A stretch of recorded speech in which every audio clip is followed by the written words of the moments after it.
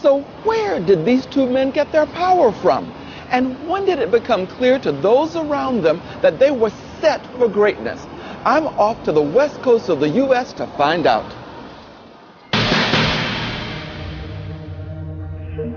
Here in the mountains above Silicon Valley, I've come to meet Dan Kotke, one of Steve Jobs' best friends in college, to go back to those forgotten days before the personal computer.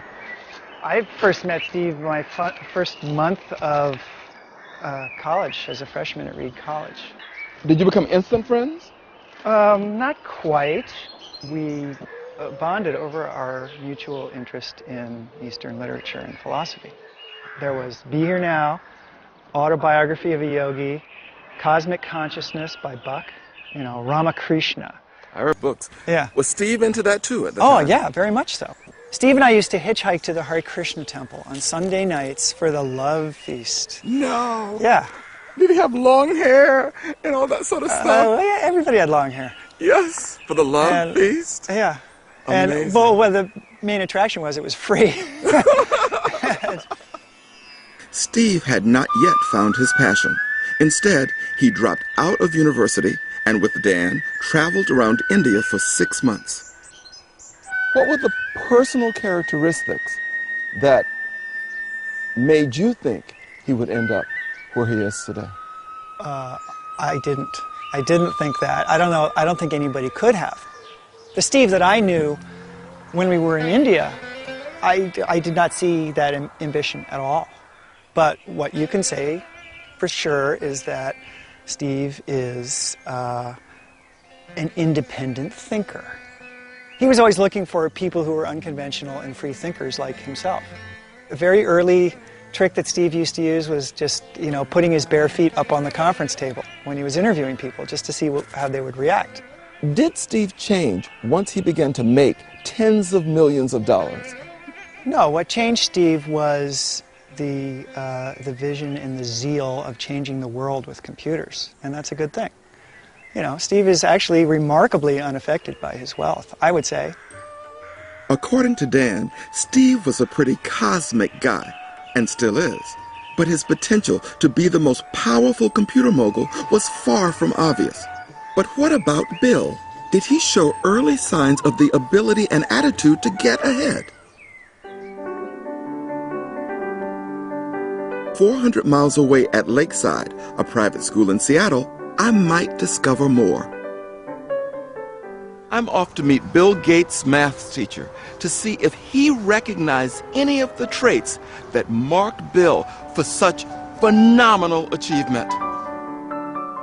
As his teacher, what were the 3 personality traits that you observed in Bill Gates that are reflected in his current success?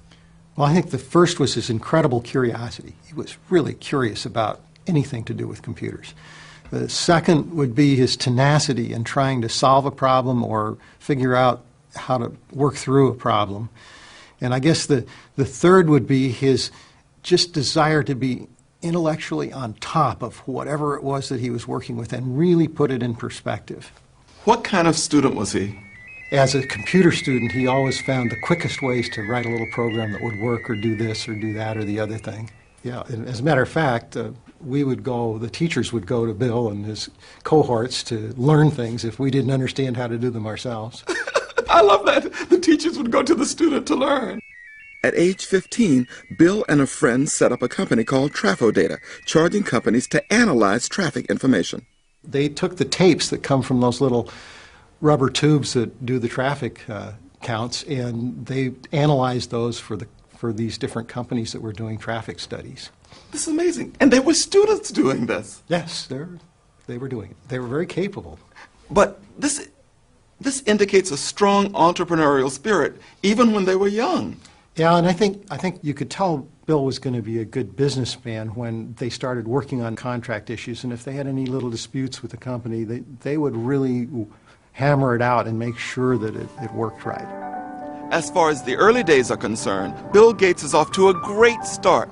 He is already writing software in school and showing the entrepreneurial flair that will score big for him later in life. For me, Bill is ahead at this stage. But let's see what happens when these two really get on the road to power.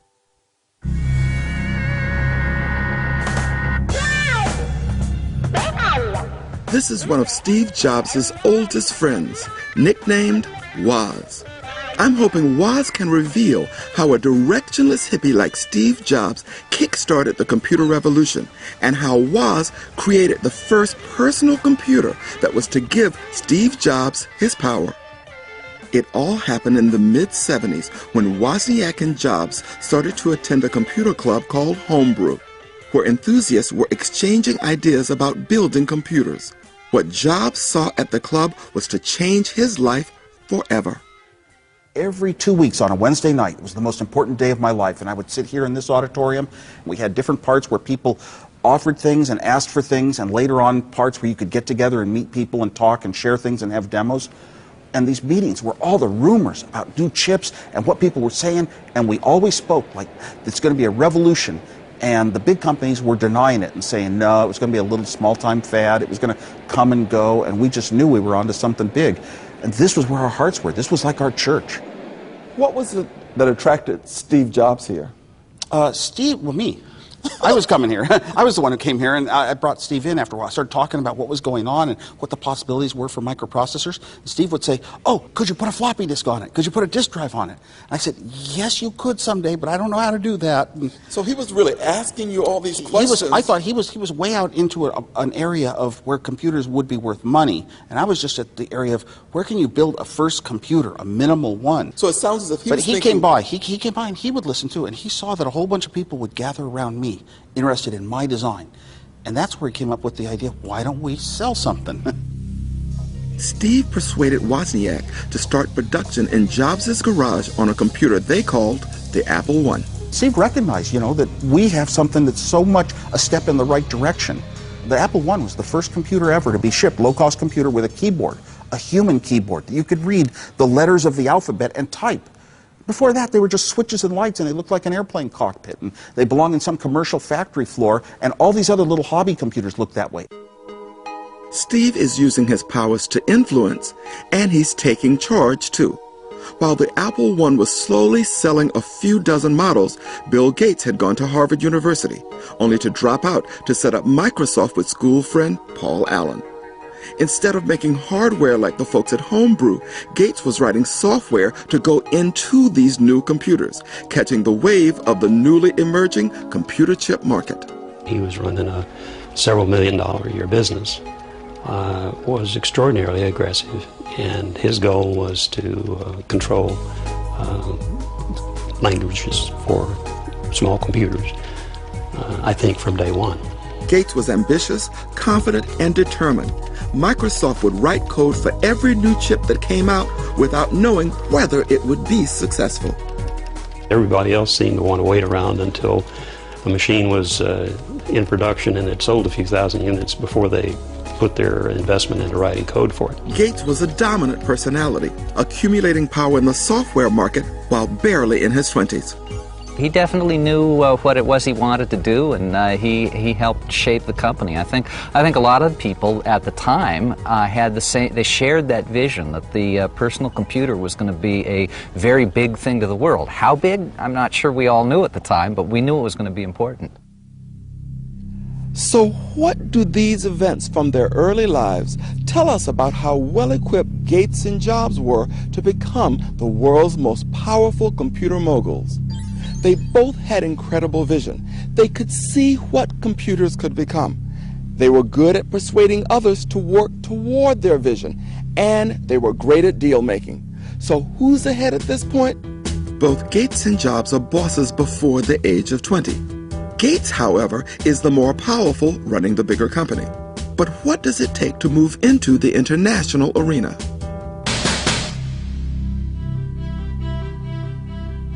I got the impression from Woz that Steve Jobs hounded him. Wait until you hear how he got Woz to leave his job at Hewlett-Packard and join Apple full-time. I told Steve Jobs no, and that I wouldn't do it. And Steve went into frenzy and got my relatives to call me, and they thought, if somebody's putting in this big money, you should do it. And it was tough, but my friend really spoke the right words to me, and I saw it for the right reasons, and I left Hewlett-Packard that day. Steve called your relatives and had your relatives call you? I like Of course. Well, he should. You know what? In any company, if you really want somebody, or you want some resource, or a product, or a chip, you should go out and pursue every avenue you can and do a lot of work to get it if it's important. If you want to hire somebody and they're good, you should go out of your way and take extreme measures to try to get that person. He's just ruthless in pursuit of what, once he gets a vision about what should happen, he's just ruthless. And that's a great thing.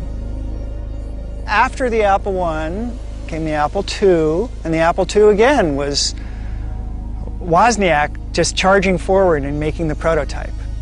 Steve Jobs clung to Woz. He could see that Woz's little computer would make him rich. Our sales just shot sky high, and sales started going up to 100. First company ever to sell 100,000 computers, to sell 1 million computers. In the early days, Apple was, if anything, more the result of Woz's brain than Steve. I mean, Steve took Woz's prototypes and made it into a commercial product with a plastic case that a consumer could buy. Woz, why did you need Steve Jobs to make the Apple II? You need kind of a striving force and a vision that sees a product going to people and how they're going to use it, and being able to develop. He wanted a company. He wanted it to be successful. Everything it takes, phone calls and talking to people, finding out what else is going on, getting ads made, all the work that it takes to really just have a company that has a meaning and a vision. When Jobs took Apple public, a mere 5 years after its start in his garage, he was worth in excess of $100 million at only 25 years of age. Steve Jobs was catapulted into power as the founder of a company that led a revolution. But what about Bill Gates? I'm on my way to discover how IBM helped make Gates one of the most powerful men in computing. When IBM realized they needed their own PC to compete with Apple, they went to see Bill Gates. I'm going to talk to the IBM executive who handed Bill Gates what proved to be a license to print money. One Sunday morning, Jack Sams was called to a top-level meeting to discuss how IBM would develop their own personal computer from scratch. The message was clear. IBM had no time to lose. The chairman of the corporation had said, I want a machine that will capture the hearts and minds of the young people in the United States. Apple is going to beat us to it if we don't get on our horse and get going. So our division president stood up and told our lab we had to ship a machine that was in the Apple II price class. It had to be an IBM machine, it couldn't be somebody else's machine, and it had to be done in a year. The company Jack Sams chose for his software was Microsoft. His bosses doubted that Gates could deliver at this level, so Sams paid Gates a visit. Bill Gates' age was 23, but it didn't make any difference. After 15 or 20 minutes with Bill Gates, I was quite convinced that he was a better programmer than I was. He was probably a better engineer than the fellow I had with me, and I suspect he was a better lawyer than the lawyer I had with me. He was a very impressive fellow. Impressive? Maybe. But Bill Gates didn't have an operating system that would work. That week, he found some software he could adapt. He bought it for just $50,000 and then licensed it to IBM. He called it MS-DOS. Bill was canny enough to decide that rather than making a one-time charge for his products, and it wasn't just the operating system, it was also his languages, that he would offer us a per copy, very small per copy charge, a royalty arrangement, rather than a single charge arrangement. The deal netted Gates billions, not least because it allowed him to license the same software to the millions of other PCs that were appearing on the market. Gates's instincts were right, that personal computing would explode, a belief that was the key to his power. It may have been the best business deal that's been struck in our country, at least, in this century. So who's in the lead at this stage? Bill Gates is emerging as a brilliant business strategist, while Steve Jobs is proving to be the industry's #1 creative visionary. Jobs created the PC revolution, without which IBM would not have come knocking at Gates's door. So for me, it's got to be Jobs who is ahead.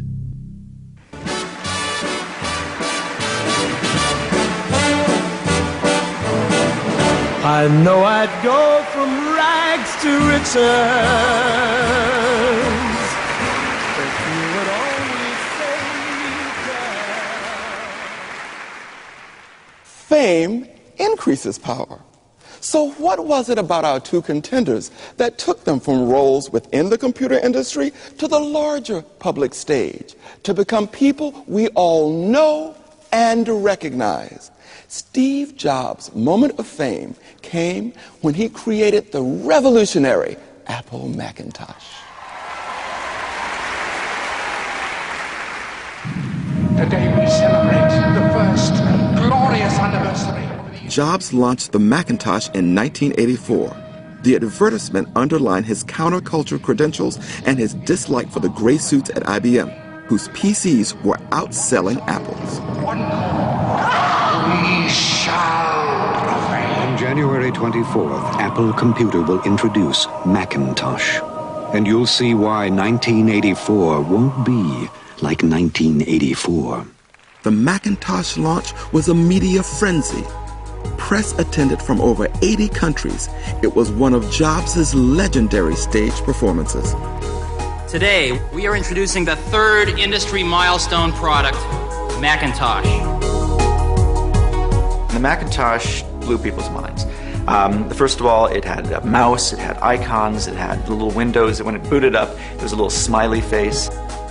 An industry that had previously had sort of command lines, and you would type things in, you'd have to sort of have a list of codes along the side of your monitor.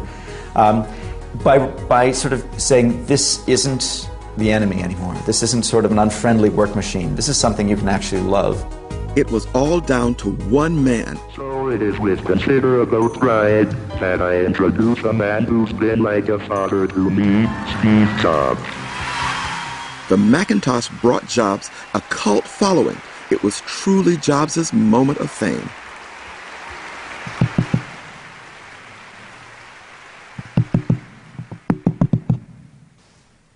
But what about Bill? When did he become really famous? It was in 1995 when he became the world's richest man. At that time, his fortune was estimated to be $40 billion. I'm going to Seattle to meet a man who Bill Gates made a multimillionaire.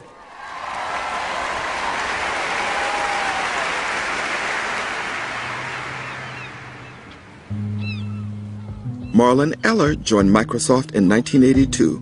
I'm hoping he'll explain to me what it takes to become the world's richest man. I actually think one of the neatest things was that I'm one of the few people that knew who Bill Gates was before he became, the richest man in the world. I knew him when he was just the guy across the way in the office. What was Bill like in those days? The fact that he understood what you could do and couldn't do with software meant that his demands were never impossible demands from someone that just didn't know, but he always was pushing for, can you clear this bar, can you clear this bar, is this really the best I can get? And I think that was just the motivation that attracted a lot of the technical guys, the guys who wanted to prove I'm the smartest programmer out there, and he's saying, oh, are you really? Can it do this? Can it do this? And he was always probing for a little bit more, and I think the mixture was just wonderful. He sounds as if he was excited by the technology, but also a practical businessman. Is that accurate? I would say that's very accurate. Bill understood the technology, he'd get excited about it, and then he would do the switcheroo on the business. And how many of those, it's going to take you 2 years to build that, and how many units will we sell, and what will it cost to produce it? So I saw that as his focus, was very much on the business side of things. Gates built on his fortune from DOS, selling 100 million copies of its replacement, Windows. Gates shaped Microsoft, but the company also molded him. The world likes to believe in heroes, and so if we can make him into the Calvin Klein, that was actually one of the things that was described, we can make him the Calvin Klein of the software world. People want to believe that this one guy is out there doing it all. So they pushed for a while in that direction to make Bill into he's the guy who runs everything, he's the guy who writes all the software, and of course that wasn't really true. I mean, there were other people that wrote the software. Yes, he was the CEO, yes, he made final decisions, but in many ways ideas propagated up from below, and he'd give the yay or nay on the ideas rather than all the ideas came out of Bill. Gates's personal wealth is extraordinary, over $40 billion. He has given his charitable foundation over $20 billion. It is now worth more than Apple Computer. I think that Microsoft has created more millionaires than any other company in the history of the United States. You were one of the beneficiaries of that. Yeah, I was one of the Microsoft millionaires. There are a lot of us. It's almost like you all are the children of Bill Gates. It's true. I had one friend who told me, "Oh yeah, someday, they'll talk about your kids. Oh yeah, he's old money. He's Microsoft money." And Marlon, I bought some of those shares. It was one of my best investments ever. Money made Bill famous, so much so that he is way ahead in the fame stakes. Both contenders do gain power from their public profiles. It's part of their company branding, and that helps sell products. But how do they fare when things go wrong?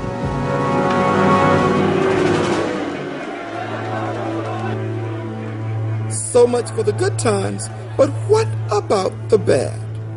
Both of our contenders had to show their power to survive when things went badly wrong.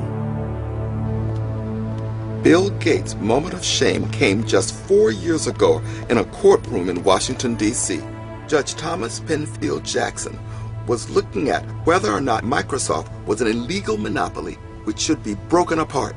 It was the most important legal case in Microsoft's history, but Bill Gates' videotaped deposition proved an unmitigated disaster. The man who conducted the deposition is David Boyce, lead prosecutor in the trial and one of America's most celebrated lawyers. There were times when he was direct. There were other times when he was evasive. I've never seen a stamp like that. I've never used a stamp like that. Haven't you seen stamps like that in every single one of the documents that you've been shown during this deposition? Can you get me all the exhibits? It's just a waste of time. It is a waste of time. There were times, as you know, when he would say that he didn't understand what certain words meant that a lot of people think most English speakers would understand. I have no idea what you're talking about when you say ask. So there were a number of different aspects of the deposition that I think gave him trouble when the deposition was played later. The case concerned Microsoft's actions toward a company called Netscape, who had invented the internet browser. By the mid-90s, most people were using it. Then Microsoft stepped in. Microsoft released Internet Explorer, which is their version of the browser. It was technically equivalent, and it was free. Microsoft, with billions in cash reserves, could afford to give its browser away for free, thus ruining the market for Netscape. Making it free was certainly important in that it certainly deprived other companies of possible revenues they might get from the browser. So it sort of took a lot of the air out of the market. Microsoft was accused in court of abusing its power by telling manufacturers they couldn't have Microsoft software unless they also installed its browser. When you buy a computer, there the browser was. There wasn't a strong, especially since the browser was perfectly good, there wasn't a strong incentive to switch to another one. 7 years later, Netscape browser is virtually gone. Could this type of corporate behavior be tied to Bill Gates personally? There were a number of instances in which, even though he denied knowledge, the paper trail, the emails that existed, demonstrated that he was involved in one way or another. Microsoft lost the case. The result will be an exciting and innovative set of new products with more choices and lower prices for America's consumers. Judge Jackson ruled that Microsoft broke antitrust laws on 3 counts, including the illegal bullying of its competitors in its attempt to dominate the internet browser market. This was a devastating judgment for Microsoft. Today's ruling really represents an unwarranted and unjustified intrusion into the software marketplace, a marketplace that has been an engine of economic growth for America. We will be exercising our right to appeal this decision, and we're confident the judicial system will overturn today's ruling. With the courts proposing to split Microsoft in 2, Gates' holdings in the company slumped by $30 billion. Steve Jobs also experienced a devastating setback. I'm outside of the offices of someone who in the 1980s was one of America's most powerful businessmen. He was a close associate, employed by Jobs himself to set the company on the right track. But he became a significant factor in Jobs' downfall. It was Jobs' greatest moment of shame, and I'm off to meet the man who was there when it happened. How did you come to work for Apple? I wasn't looking for a job. I was the CEO of Pepsi-Cola back in the early 1980s, and I was approached by the headhunter, Jerry Roach, who said that he wanted me to meet 2 extraordinary guys out on the West Coast who were helping to build this new industry called personal computers, Steve Jobs and Steve Wozniak. We had been looking for a CEO, top-level CEO, worldwide, and John Sculley was one of the ones that some of our search firms had encountered. He was described as being unavailable. Steve Jobs heard that, and basically, nothing's unavailable, and that's really how you should think. After months of trying to persuade Sculley to leave Pepsi and join him, Jobs made one last pitch. He looked up at me with these very penetrating eyes. He said, "Do you really want to sell sugar water for the rest of your life? Or do you want to come with me and change the world?" And it was only a matter of a few weeks later that I found myself at Apple Computer as the new CEO. What was your relationship like when you started to work together? We had an incredible relationship. Steve and I could finish each other's sentences. He was clearly the visionary and the founder, and I looked up to him with real respect. After a year of working together, Mackintosh sales plummeted. The relationship started to chill. Steve became very discouraged, and he went into a real funk, a depression over it all. And he and I started having real disagreements on just basic operational decisions. They could not work out their differences, so John Sculley went to the board of Apple. The board interviewed each of us, and the board decided that I should be the one to run the company, and that's when Steve left. So within 2 years of appointing John Sculley as CEO, Steve was removed from the company he founded. Gates' power was threatened by the courts, but Jobs lost more when he was ousted from Apple. But neither of these men is the type to be kept down for long. So what are Gates and Microsoft up to now? Although Bill was unable to overturn the guilty verdict, by now he had enough money and power to negotiate a deal. He was helped by the election of a sympathetic entrepreneur as U.S. president. It leaves the Microsoft monopoly intact. Is there any business this company won't go into? I'm off to meet Microsoft's head of research to find out. What is the focus of Microsoft's research today, and what other product areas are you going into? The way I like to think about Microsoft is we're a computer science company. We're involved in the things that computers do. And so over time, as computers have moved into new areas, we have moved with computing. Increasingly, Microsoft software shows up in all sorts of devices, whether it be network routers or set-top boxes for cable TV systems. Obviously, we introduced the Xbox game console a few years ago, so we've gotten into sort of the entertainment business. We develop hardware products like the Microsoft mouse. We now sell a wireless network device. Really, almost anything that you can think of attached to computing, it seems like we tend to get involved in. What has been his impact on the lives of ordinary people? In many of the things that people use, whether personal computers, computing devices that they may use in their everyday lives, you could say there's a little piece of Bill there, right? Something in his, part of his intellect has helped to shape, the tools and the things that people are using. But not everyone believes that's such a great thing. I've been challenged to a game of chess by someone who thinks Microsoft's expansion is a very bad thing indeed. Ed Black lobbies for Microsoft's competitors who feel Gates uses his power to crush them, denying the consumer choice. It's your move. I made mine. What's your move? Well, if I'm Bill Gates, I'm not going to worry about the rules, and I'm going to do that. But that's not legal. If you don't make me take it back, if you let me get away with it, guess what? That's what I'm going to do. And that's what he has done. And I think that's what he has done. And unfortunately, the government is not making him put it back and restore competition. So what do you want to happen? We just want to make sure there's a level playing field, that everybody who is creative and works hard has a good shot. But Ed, if I wanted to launch a new product and you were Microsoft, could I succeed? Only in the areas I'm not paying attention to. If I'm focusing on this, I have this monopoly and this monopoly and this monopoly to surround you and cut off your choices and to box in and stop somebody else and their ability to move. And perhaps, if nobody's looking, to do some illegal things to you.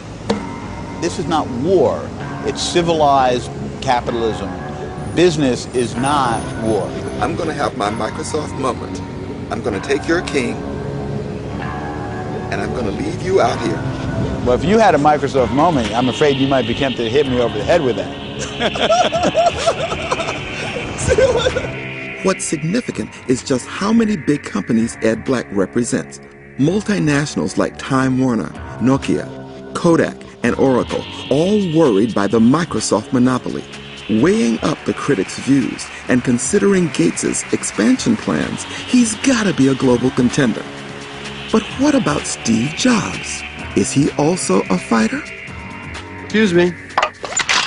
Oh, impressive wingspan. These are plastic. He can't fly. Out on his ear, Jobs showed his resilience after losing power at Apple. He invested in a computer animation business called Pixar. Lays. Watch yourself. Miles, who goes there? Don't shoot. It's okay. Friends. Do you know these life forms? Yes. Pixar is a new sort of movie studio.